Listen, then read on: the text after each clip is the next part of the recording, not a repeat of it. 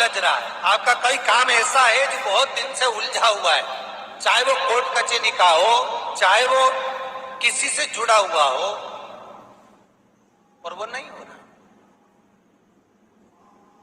तो स्कंद पुराण कहती है, हमारे खंड में भी वर्णन है शिव महापुराण, कि किसी भी नवमी को आप आंवले के पेड़ के नीचे घी का दिया लगाकर,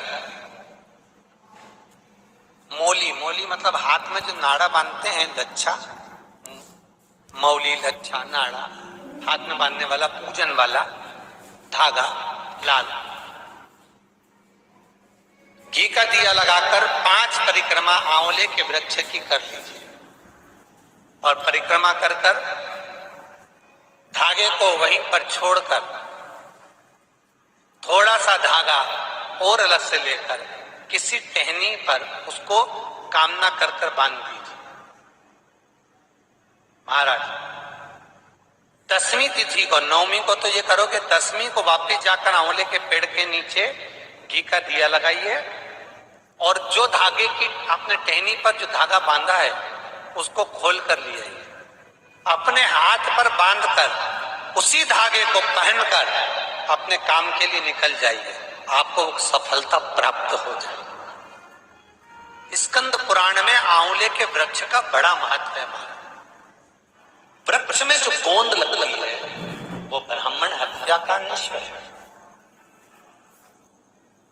पृथ्वी पर जो वृक्ष लगते हैं और वृक्ष में जो गोंद लगती है वो ब्राह्मण हत्या का अंश है। बंजर भूमि ब्राह्मण हत्या का अंश है। इसलिए हमारे यहाँ शास्त्र कहता है, तुम्हारे बहू का अगर जापा होए, बहू की डिलीवरी होए, बहू को संतान होए, तो खूब घी में गोंद तल तल कर खिलाओ।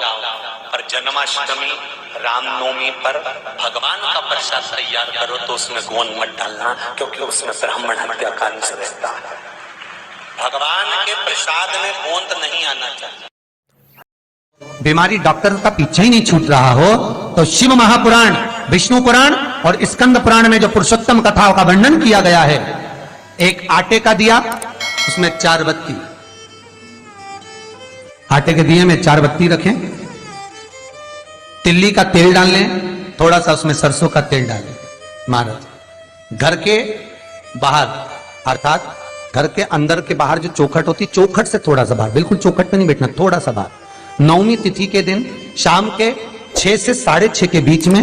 21 बार जो व्यक्ति बीमार रहता है उसके सिर से नीचे की ओर श्री नरसिंह भगवान का स्मरण कर कर, जिस अधिक मास में जिस तिथि को उतारा कर रहे हो उस तिथि का नाम लेकर, उस अश्विन अधिक मास का नाम लेकर, जो व्यक्ति का उतारा कर रहे हो उसका नाम और गोत्र लेकर 21 बार जो उतार कर उस दिए को घर के ही चौखट पर रख देता है, उस व्यक्ति की बीमारी छूट जाती है। महाराज वो रोगीला नहीं रहता। बीमारी डॉक्टर का पीछे ही नहीं छूट रहा हो तो घर में लड़ाई चल रही है, क्रोध हो रहा है,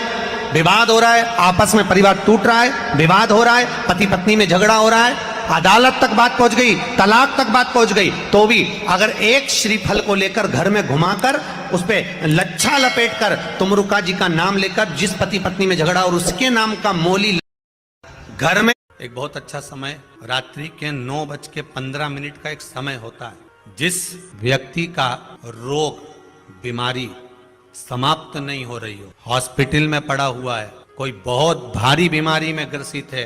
छूट ही नहीं पा रहा, तो रात्रि को 9:15 पर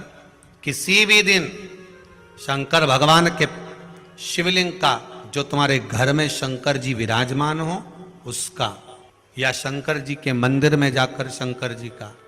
थोड़ा सा जल, उसमें थोड़ा सा आंवला पड़ा हुआ, मतलब आंवले के पानी से शंकर का अभिषेक पूजन कर लीजिए। उसका नाम लेकर कर लो जो रोग से ग्रसित हो। 1 दिन, 2 दिन, 3 दिन करोगे, वो हॉस्पिटल से छुट्टी करके आ जाएगा, उसका रोग समाप्त हो जाएगा। महामृत्युंजय का जाप कर कर, महामृत्युंजय का स्मरण कर कर, एक लाल डंडी का धतूरा प्रयास करना, एक धतूरा मिल जाए या 5 धतूरे मिल जाए, किसी भी एकांतेश्वर महादेव पर, जो शिव मंदिर एकांत में हो, जहां कोई जाता आता नहीं हो। वैसे तो अब बहुत मुश्किल है कि ऐसा मंदिर मिल जाए जहां कोई जाता आता नहीं हो। पहले की बात दूसरी है, अब बात दूसरी है।